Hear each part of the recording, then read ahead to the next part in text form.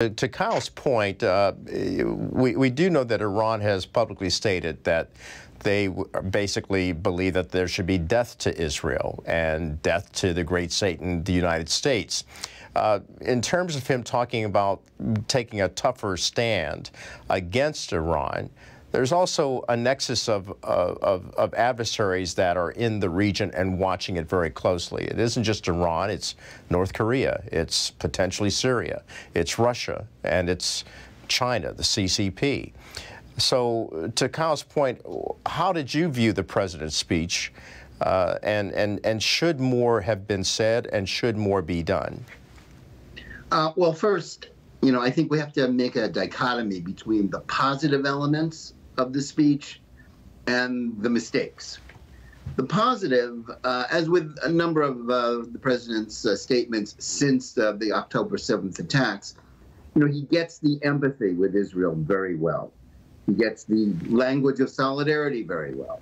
That's important. And it's gotten him into some hot water with the left wing of his party, progressives. And it's impossible to imagine, quite frankly, his Democratic predecessor, Barack Obama, using the same language, making the same kind of stand. That said, even within this speech, even if we were to ignore all, which we shouldn't, the appeasement of Iran, the payment, the way all of that enriched and empowered Iran, and thereby enriched and empowered Hamas and Hezbollah, and made the region much more dangerous, set in motion the series of events that led to October 7th. Even if we were to ignore all that and just make believe that history began on October 7th, his incessant statement, his almost reflexive belief that Hamas doesn't have support within the Palestinian people is untrue. Hamas is a broad movement. The reason why there hasn't been an election on the West Bank is because Abbas, president of the Palestinian Authorities, who I think, as I've told you before, is serving in the 19th year of the 4-year term to which he was elected, fears that Hamas would beat him.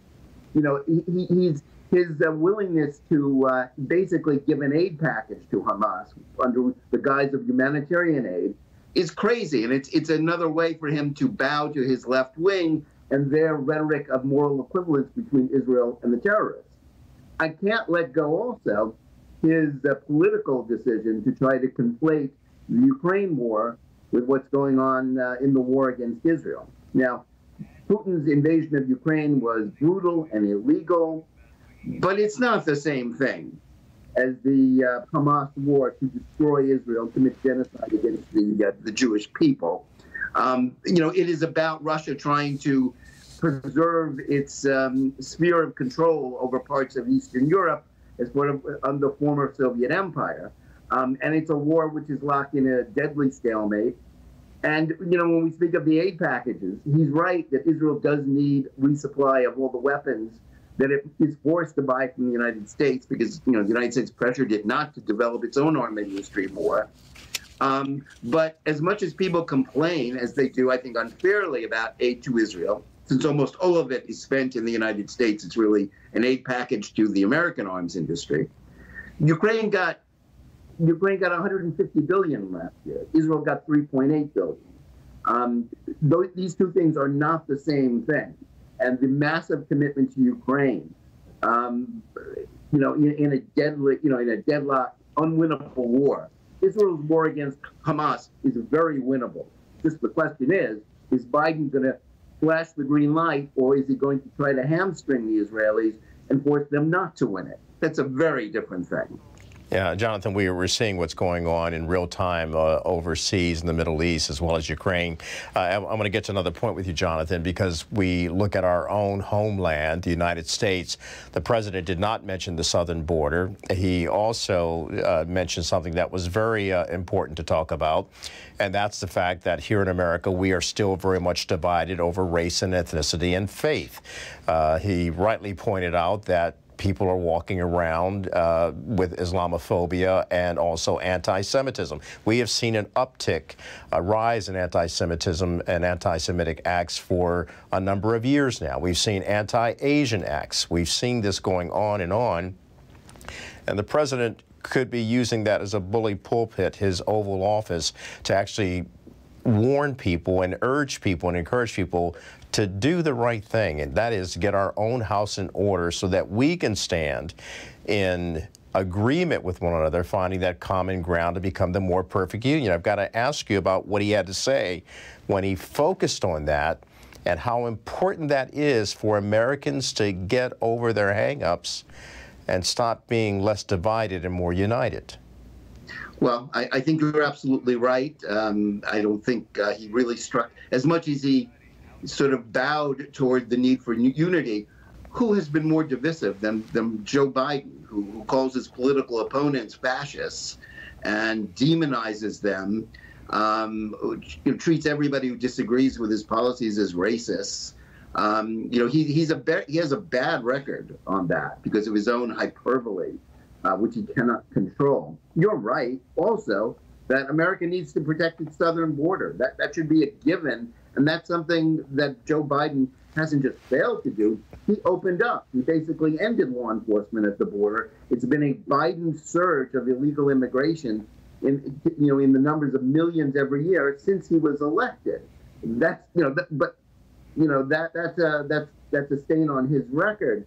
But let me also say, in that it's really it's annoying and quite frankly disingenuous on his part to keep trying to make moral equivalence of all different things. All acts of intolerance are bad. Nobody wants any discrimination against Muslims or any other group.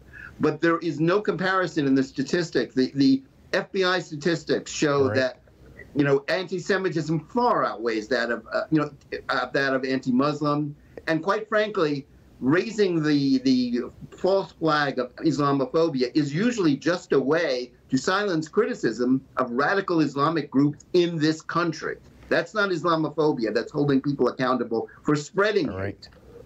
Jonathan, I appreciate you sharing your comments being stated. Jonathan Tobin, editor-in-chief of Jewish News Syndicate, and Kyle Scheidler, who's joined us. He's with Homeland Security and Counterterrorism Analyst at the Center for Security Policy. Certainly both of you have weighed in quite a bit about what the president had to say and unpacking that. I appreciate your candid responses and your honesty and transparency and your concerns, not only for America, but also for what's going on in Israel as well as Ukraine. And there's just so much. We are living in some perilous times, gentlemen. And one president's speech does not solve the times that we're living in, but certainly we, the people, must work hard and be true to our core that we do strive to be that better angel and bring that hope and also bring that resolve and resiliency. And if I hear you both correctly, you want the resolve. Thank you for joining us, gentlemen.